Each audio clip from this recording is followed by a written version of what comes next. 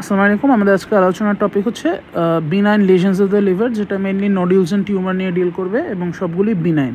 তো ফার্স্টলি আসে নন neoplastic mass লিজন, যেগুলি নোডিউলস নিয়ে বেসিক্যালি ডিল করবে। তো ফার্স্টলি আমরা আসি FNH এ, যেটা হচ্ছে ফোকাল নোডুলার হাইপারপ্লেজিয়া।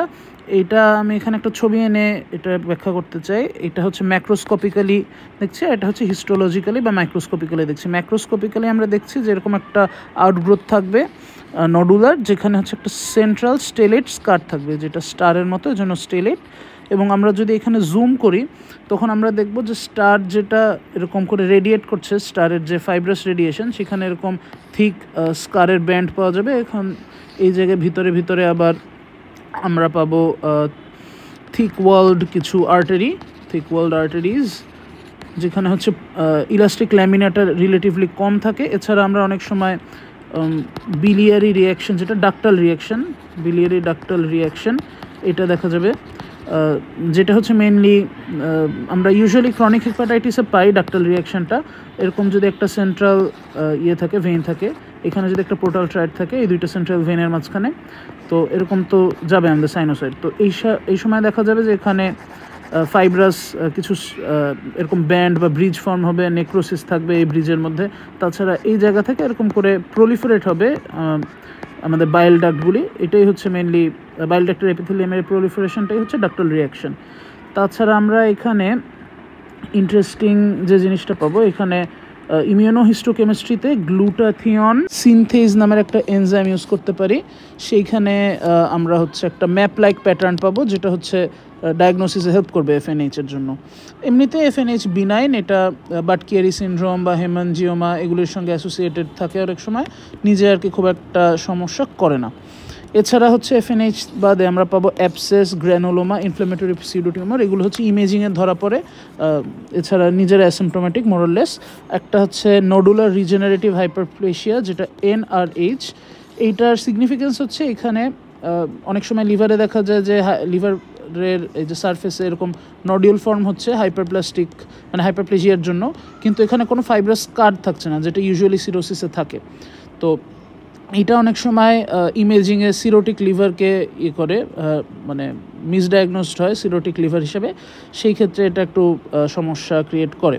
এছাড়া হচ্ছে ভন মেনবার্গ কমপ্লেক্স, যেটা একটা ভালো নাম হচ্ছে বিলিয়ারি হামাটোমা। হামাটোমা আমরা নিওপ্লেজিয়া অলরেডি জানি যে এগুলো হচ্ছে নন নিওপ্লাস্টিক প্রলিফারেশন, যেটা ইন্ডিজেনাস টু ইট, মানে যে সেলগুলি এখানে থাকে এটা ইন্ডিজেনাস। যেরকম হচ্ছে লিভারের বা বিলিয়ারি ট্র্যাক্টের সেলে হচ্ছে লিভার বা বিলিয়ারি ট্র্যাক্টের সেলগুলোই থাকবে, বাইরে থেকে কিছু যে অ্যালভিওলাস এখানে এসে হাজির হবে না। এছাড়া আরেকটা লেশনের কথা আমার বলতে মনে নেই, সেটা হচ্ছে বিলিয়ারি অ্যাডিনোমা। এইটাও বিনাইন একটা প্রলিফারেশন, যেটা এখানে প্রেজেন্ট করতে পারে। এছাড়া আমরা এখানে মোটামুটি এইটুকুই। বিনাইন নিওপ্লাসিয়া যেগুলো আছে, টিউমার যেগুলো আছে, সেখানে যদি আসি, মোস্ট কমন যে বিনাইন নিওপ্লাসিয়া সেটা হচ্ছে ক্যাভার্নাস হেম্যানজিওমা। ক্যাভার্নাস হেম্যানজিওমা মেইনলি একটা ভাস্কুলার টিউমার, আমরা ভাস্কুলার প্যাথোলজি থেকে অলরেডি জানি। এটা মোস্ট কমন লিভারের জন্য, এবং এটা মোটামুটি অ্যাসিমটোমেটিক, ইমেজিংয়ে মাঝে মাঝে ধরা পড়ে। ম্যাক্রোস্কোপিক্যালি দেখলে এটা রেডিশ ব্লু কালারের থাকে, সফট থাকে এবং লেস দ্যান 2 সেন্টিমিটার থাকে এই নডিউলটা, এবং এটা গ্লিসন্স ক্যাপসুলের ঠিক নিচেই থাকে, যেন সাব ক্যাপসুলার এটার ডিস্ট্রিবিউশন বলা হয়। আর মাইক্রোস্কোপিক্যালি যেহেতু এটা একটা হিম্যানজিওমা, থিন ওয়ালড ভাস্কুলার চ্যানেল থাকে, কারণ ভেসেলগুলো অনেক ডায়ালেটেড থাকে এবং এখানে ব্লাড ভেসেল ফিল্ড থাকে আর কি। তো মোটামুটি আমাদের বিনাইন নিওপ্লাজম নিয়ে এইটুকুই। এরপর হচ্ছে ভাস্কুলার অ্যাডিনোমা। এখানে আমি একটা কথা লিখছি যে অ্যাডিনোমা হচ্ছে যখন একটা বা লিমিটেড সংখ্যায় থাকে, যখন এটা 10+ টিউমার থাকে তখন এটাকে অ্যাডিনোম্যাটোসিস বলে। তো হেপাটোসেলুলার অ্যাডিনোমা মেইনলি হচ্ছে ডিসক্রিট ম্যাসেস, যেখানে হেমোরেজ দেখা দিতে পারে। হিস্টোলজিক্যালি হচ্ছে 1 থেকে 2 সেল থিক প্লেট থাকতে পারে। এছাড়া হচ্ছে লার্জ আর্টারি থাকতে পারে এবং small amount of fibrous stroma থাকে। ইন্টারলোবিউলার বাইল ডাক্ট থাকে এবং পোর্টাল ট্র্যাক্টরা অ্যাবসেন্ট থাকে। প্যাথোজেনেসিস যদি আমরা বলি, 3টা মেইন পাথওয়ে আছে। একটা হচ্ছে HNF1 আলফা, যেটা হচ্ছে hepatocyte nuclear factor. One alpha জিনের যদি ইনঅ্যাক্টিভেশন হয় সেক্ষেত্রে এটা দেখাতে পারে। HNF ওয়ান আলফা মেনলি এখানে যেটা আমি লিখছি, যেটা হেপাটোসাইট এবং প্যানক্রিয়াটিক আইলেটসের যে জিনগুলি রেগুলেট করে এরকম একটা ট্রান্সক্রিপ্টর ফ্যাক্টর আছে, সেই ট্রান্সক্রিপ্টর ফ্যাক্টরটা সিনথেসিসের জন্য এই HNF ওয়ান আলফা জিনটা দায়ী। তো এটা হচ্ছে 40 to 50% অফ অল কেসেস, এবং এখানে হচ্ছে স্ট্রং ফিমেল প্রিডিলেকশন, মানে মহিলাদের বেশি হয়, এবং এটা হেপাটোসেলুলার কার্সিনোমায় ইউজুয়ালি কনভার্টেড হয় না। এই টিউমারগুলিতে মাইক্রোস্কোপিক্যালি আমরা স্টিয়াটোসিস দেখি, এবং LFABP এটা একটা হচ্ছে প্রোটিন, LA হচ্ছে লিভার, FA-তে হচ্ছে ফ্যাটি অ্যাসিড, বিতে হচ্ছে বাইন্ডিং, আর পিতে হচ্ছে প্রোটিন। এই জিনিসটা অ্যাবসেন্ট থাকে ইউজুয়ালি, এবং বোঝাই যাচ্ছে যেহেতু লিভার ফ্যাটি অ্যাসিড বাইন্ডিং প্রোটিনটা অ্যাবসেন্ট থাকে, এই জন্যই স্টিয়াটোসিস হিসেবে প্রেজেন্ট করে। আমি একটা ছবি দিছি এখানে, যে এখানে যদি আমরা দেখি ফার্স্ট যে এটা নীল কালারের, এইখানে হচ্ছে এই টিউমার হয়েছে আর কি, এখানে সমস্যা হয়েছে। আর এটা হচ্ছে নর্মাল হেপাটোসাইট।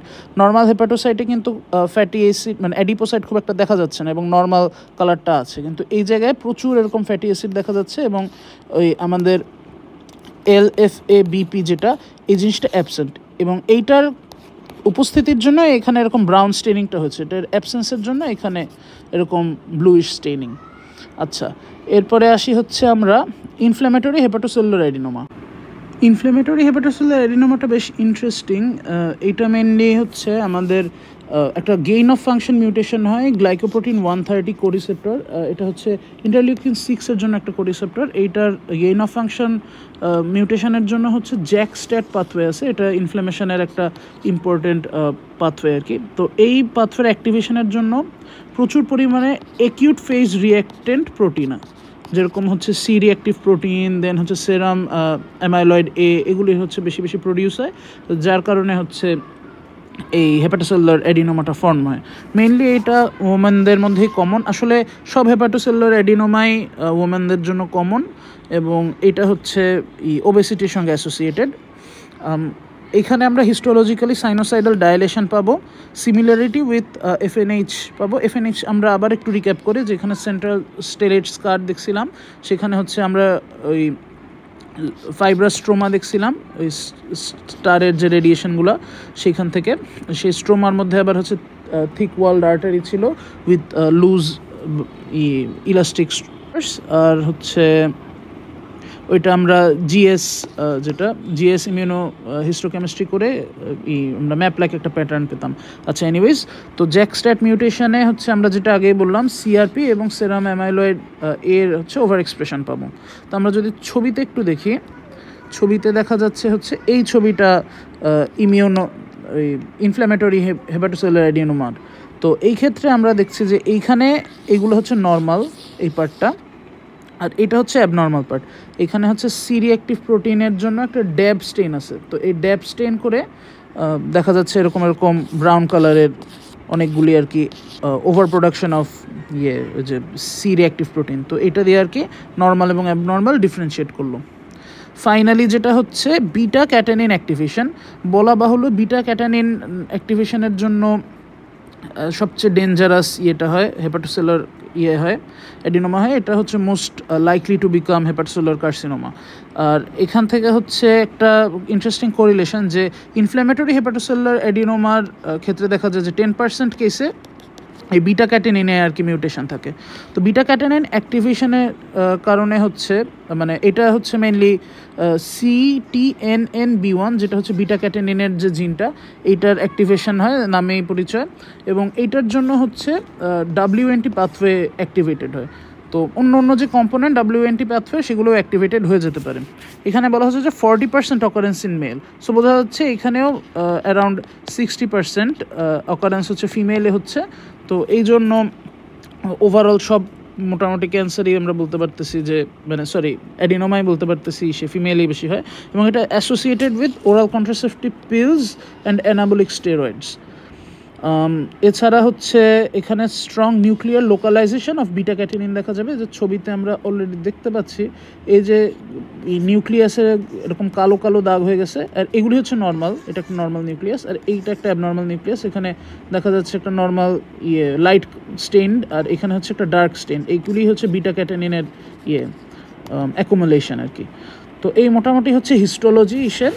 আমরা যদি ক্লিনিক্যালি দেখি এইগুলি ইউজুয়ালি অ্যাসিম্পটোমেটিক থাকে এবং ইনসিডেন্টালি ডিটেক্টেড হয় ইমেজিংয়ে। আর ক্লিনিক্যাল ফিচার যদি থাকে সেটা হচ্ছে অ্যাবডোমিনাল পেইন বা হেমোরেজিক নেক্রোসিস। এটা ট্রিটমেন্ট হইতেছে যদি 5 সেন্টিমিটারের বেশি হয় বা যদি বিটা ক্যাটানিন পজিটিভ ভ্যারিয়েন্ট হয় রিসেকশন। আর যদি 5 সেন্টিমিটারের কম হয় বা এটা তো রিস্কই বেশি, এই রিস্ক যদি না থাকে মানে লেস রিস্ক যেগুলো আছে সেক্ষেত্রে হচ্ছে জাস্ট যে ইনিশিয়েটিং রিস্ক ফ্যাক্টর সেটাকে স্টপ করে দিলেই হবে। যেরকম ওসিপি হচ্ছে সবচেয়ে ডেঞ্জারাস, এটা সিজেশন মানে এটা স্টপ করে দিতে হবে এবং ক্লোজ ফলো আপে রাখতে হবে। তো বিনাইন লেশন নিয়ে এইটুকুই।